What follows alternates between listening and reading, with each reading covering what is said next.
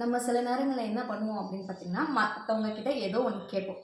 So அதை தரணுமா, தரக்கூடாதா அப்படின்னு அவங்க அந்த டிசிஷனை எடுக்கிறதுக்கு ஒரு சின்ன கேப் அவங்களுக்கு கொடுக்கணும். ஆனால் அந்த யோசிக்கிற கேப்ல நம்ம என்ன பண்ணுறோம் அப்படின்னு பார்த்தீங்கன்னா, ஸோ இவ்வளோ தான் இவங்க குணமா அப்படின்னு பார்த்து நம்ம ஒரு தப்பான ஒரு டிசிஷனை பல இடங்களில் எடுத்துறோம். இது நம்ம மனித வாழ்க்கையில் இயல்பான ஒரு விஷயமா இன்னைக்கு சுச்சுவேஷனில் இருக்குது இல்லைங்களா? ஸோ நம்ம இன்னைக்கு எதை பற்றி பார்க்க போகிறோம் அப்படின்னு பார்த்தீங்கன்னா, பொறுமை.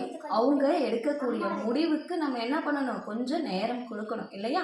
அதுக்கு என்ன வேணும் அப்படின்னு பார்த்தீங்கன்னா, பொறுமை வேணும். அந்த பொறுமை அப்படின்ற குணத்தை பற்றி தான் நம்ம இன்னைக்கு பார்க்க போகிறோம். ஸோ நான் உங்கள் சிவாதர்ஷினி. இன்னைக்கு கதைக்குள்ளே போகலாமா? ஒரு அம்மா ஒரு பொண்ணு ஒரு வீட்டில் இருக்காங்க. அந்த குழந்தை கையில் இப்போ என்ன இருக்குது அப்படின்னு பார்த்தீங்கன்னா, 2 ஆப்பிள் இருக்குது. அந்த 2 ஆப்பிளில் அவங்க அம்மா என்ன பண்ணுறாங்க, பாப்பா பாப்பா எனக்கு ஒரு ஆப்பிள் கொடுக்குறியா அப்படின்னு கேட்குறாங்க. இந்த பொண்ணு கொஞ்ச நேரம் சைலண்ட்டாக இருந்துட்டு உடனே என்ன பண்ணுறா அப்படின்னு பார்த்தீங்கன்னா, ஒரு ஆப்பிளை கடிச்சிட்றா. அடுத்த ஃப்ராக்ஷன் ஆஃப் செகண்ட்ஸில் என்ன பண்ணுறா அப்படின்னு பார்த்தீங்கன்னா, இன்னொரு ஆப்பிளையும் அந்த பொண்ணு கடிச்சிட்றா.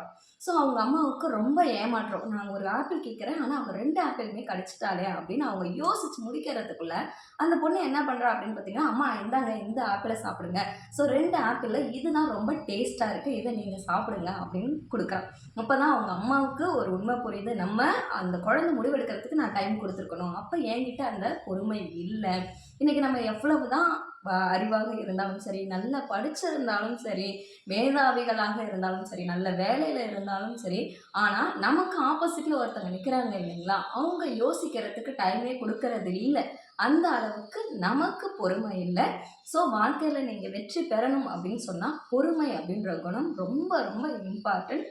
உங்களுக்கு மட்டும் கிடையாது, உங்களுக்கு ஆப்போசிட்டில் இருக்கிறவங்களுக்கும் டைம் கொடுங்க. அவங்க என்ன டெசிஷன் எடுக்கிறாங்க அப்படின்றத பொறுமையாக நிதானமாக கவனிங்க. நன்றி.